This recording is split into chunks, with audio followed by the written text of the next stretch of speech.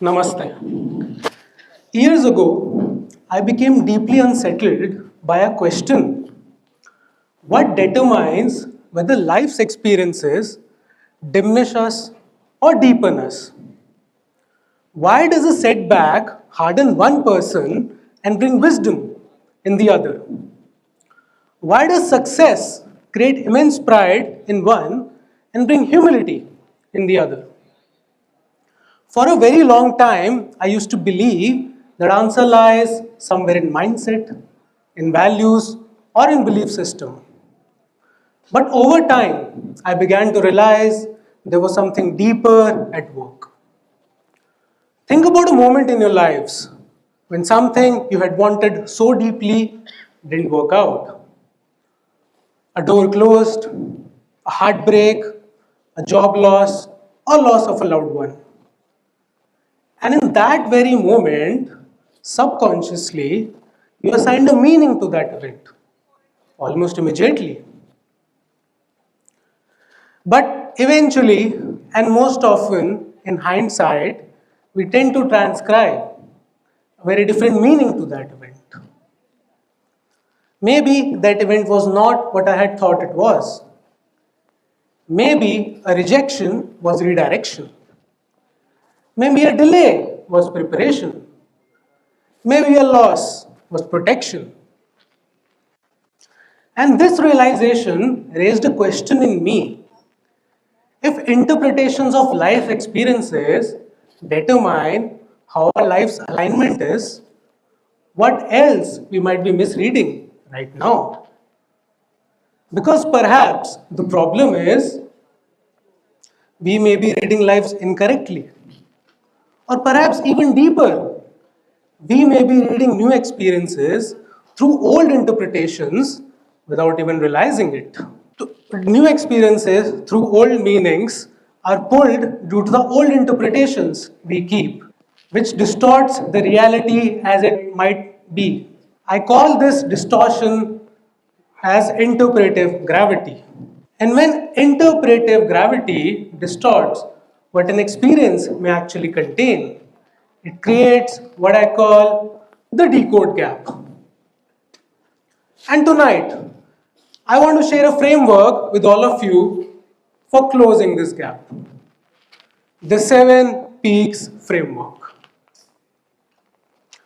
Now, if old meanings pull us into automatic conclusions, the first question becomes, where do we begin? And how do we interrupt that pull? We begin by seeing clearly. Because transformation begins not with action, but with perception. And that brings us to the first peak, knowledge. Experiences first arrive as an informational event, but beneath information is a message. A failure may be revealing a blind spot, a conflict may be revealing a pattern, a discomfort may be revealing misalignment. The first peak helps us interrupt interpretive gravity.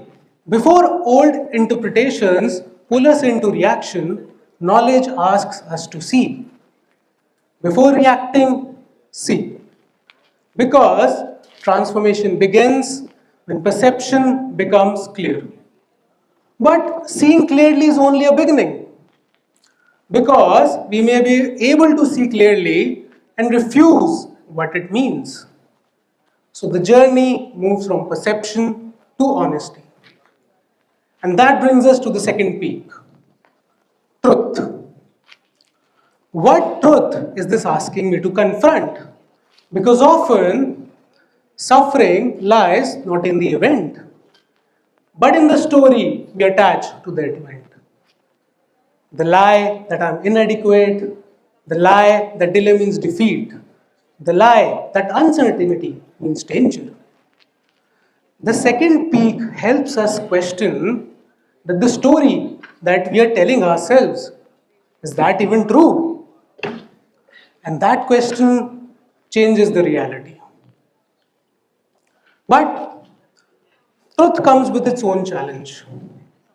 Because we may be able to see clearly and accept what is true. But what sustains us through the work of transformation? And that brings us to the third peak, perseverance. But not blind perseverance, not the kind driven by ego, which says, I've come this far, I can't stop now. Not the kind which keeps on repeating the same action and expects a different outcome. Not the kind which mistakes stubbornness as strength. That is not perseverance. That is attachment disguised as discipline. The third peak teaches something far more powerful. It is wise perseverance. Wise perseverance asks, is the destination still aligned? Is the purpose still meaningful? And if yes, does the path need to change? Because sometimes perseverance is pushing through discomfort. Sometimes perseverance is learning a new strategy. Sometimes perseverance is asking for help. And sometimes perseverance is slowing down. The vision may remain the same while the method evolves. The third peak teaches the purpose may remain clear while the methods remain flexible. Decode accordingly.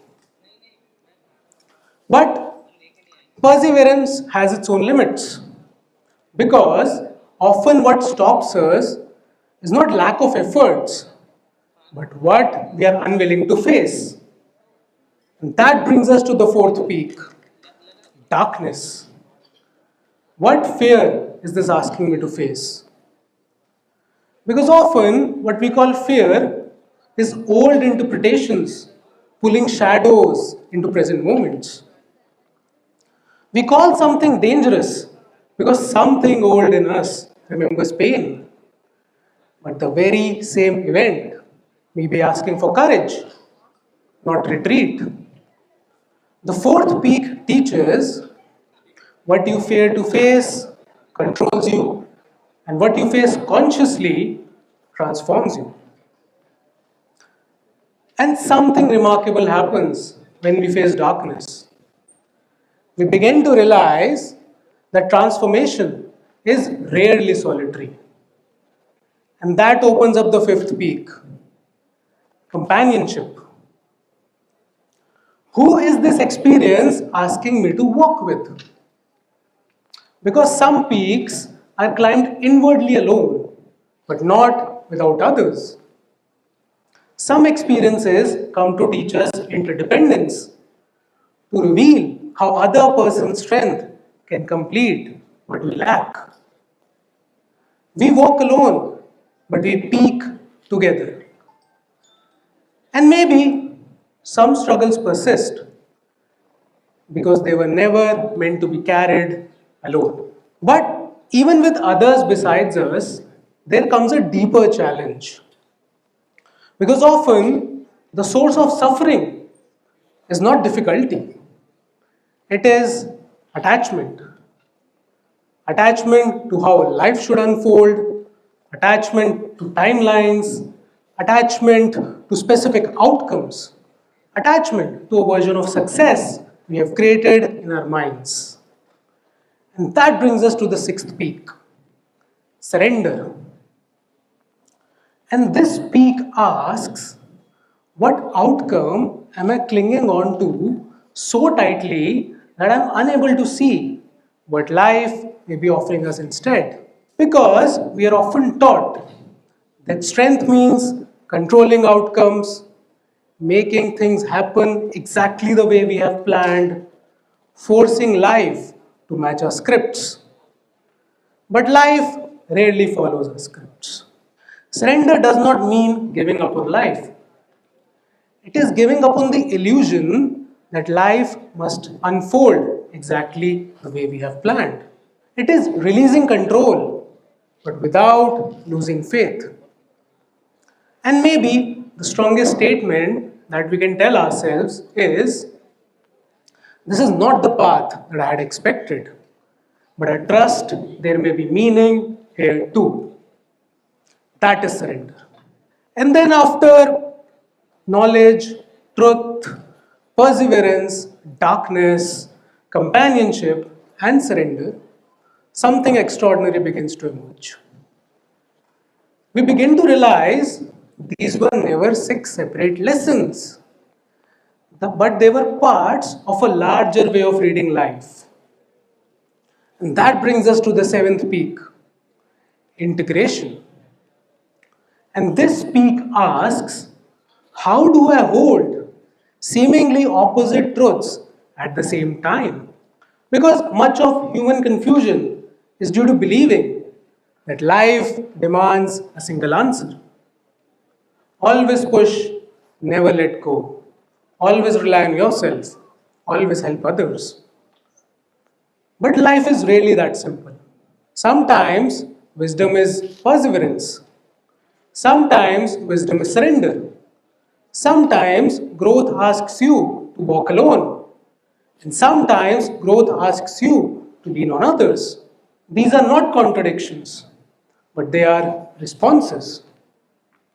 And wisdom is knowing where each belongs. That is integration. And perhaps integration is where interpretive gravity begins to lose its power. Because we are no longer trapped in automatic meanings, but can choose conscious meanings. And when that happens, the decode gap begins to close.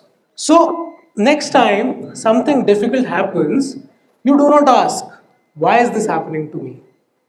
You ask, am I seeing this clearly, or am I being pulled by old meanings? That question changes everything. Because a delay may be formation, a loss may be revolution, a failure may be preparation. Same event, different decoding, different life. That's the seven peaks framework. A way to escape interpretive gravity, a way to close decode gap, a way to experience life differently. And I want to leave you all with this thought. Perhaps life is itself a mountain, and wisdom comes in peaks. Perhaps life is speaking to us constantly, not in words, but in meanings. And perhaps transformation begins when we stop being pulled by old meanings and start consciously decoding experience anew. And maybe the greatest freedom available to us is not changing what happens, it is becoming free from the gravity of old meanings. And that changes everything. Thank you.